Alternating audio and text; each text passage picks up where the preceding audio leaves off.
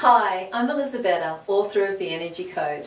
Continuing on our theme of the energy code in business, I wanted to spend a little bit of time talking about the impact of bullying in the workplace. It's estimated that in Australia the cost of bullying costs in the billions of dollars. Costs business and society billions of dollars every year, and in the US it would be tens of billions.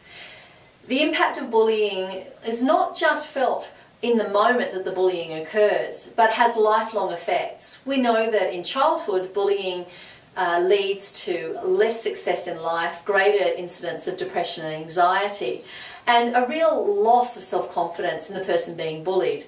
But did you know that bullies are more likely to be incarcerated by the time they're 25, have lower incomes than the average person, and they have a lot more disruption within their personal lives, being more likely to have broken marriages and to encounter and need the help of mental health teams. So whether you're a bully or you're bullied, the outcomes are not great. And this is something that society needs to address, whether we're talking about the schoolyard or the office. Because bullying persists throughout all levels of society. One of the reasons that bullying does persist so strongly is that a lot of the characteristics that we value within business are characteristics possessed by a bully. The problem is that the negative characteristics they also have will cost you more than they can ever deliver to you in revenue. The bully has an ability to take on and own the successes of other people and claim them as their own. So they'll often look like the star person in the team. The truth is, they're probably not the star. They've probably just claimed the successes of someone else who is more shy, more retiring, and less likely to put themselves forward. The bully also has a way of arranging things so those they are bullying are cut off from others that don't have the access to support and communication that they otherwise should have. You often hear bullies say they should just harden up, toughen up.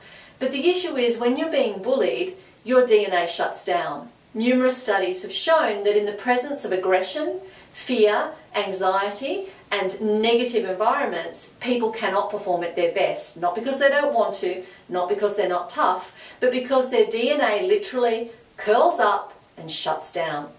So if you want a high-performing team, it's crucial that you familiarise yourself with the personalities in that team and very quickly determine if there is bullying behaviour going on. Bullies shouldn't be promoted. Bullies certainly shouldn't be rewarded. And very often we see companies quietly move a bully out the door and then give them a great reference so that they go and repeat this behaviour in another company. And the new company goes, why did they have such a glowing reference? Well, companies often don't want trouble, and so anything to get the person out the door. But this just perpetuates the issue and often allows bullies to rise through the ranks to senior management levels.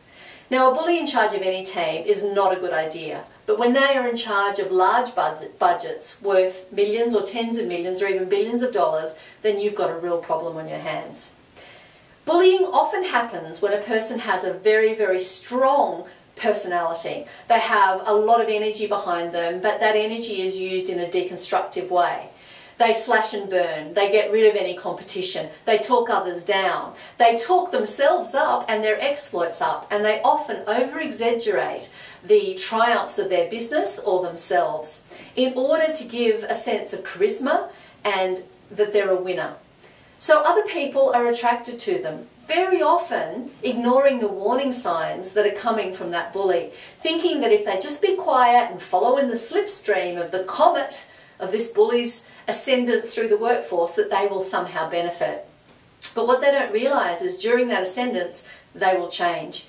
In order to stay in the favour of the bully, they'll be asked to compromise their values. They'll be asked to do things that don't sit well with them. They'll be asked to participate in bullying. And there is nothing worse than when a pack is bullying an individual.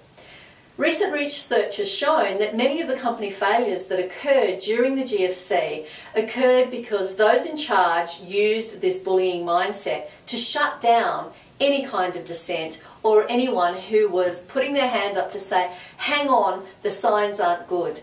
It was almost a taboo to admit that there might be something wrong. And so the bully and their teams persisted, pushing through, spending more and more money until the business itself was destroyed.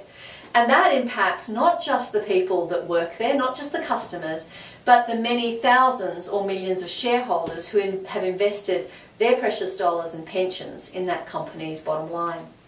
Bullying is an endemic crisis.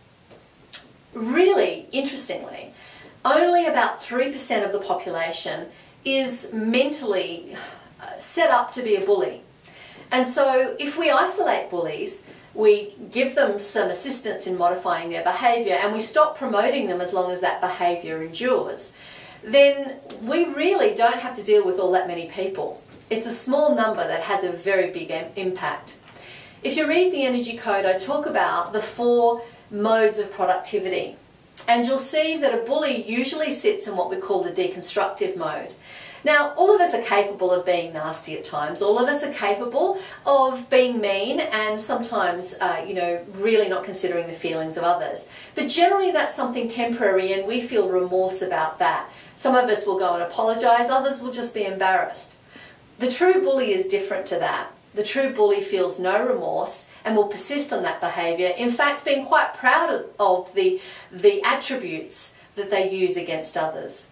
So, if you read the Energy Code and you become aware of who you are, what your values are, you'll be less likely to be influenced by one of these bullies. You'll also be able to pick up when you're engaging in antisocial behaviour and you'll be able to stop it in its tracks. The Energy Code provides you, whether you're a manager, whether you're a part of a team, whether you're a parent, a school teacher, or in any of the other helping services, to be able to recognise bullying behaviour and to withdraw and disengage from it. And that is the only way we'll ever stop bullies, by not giving them our energy, our time and our support, by stopping them from having the mechanisms to rise through the workforce.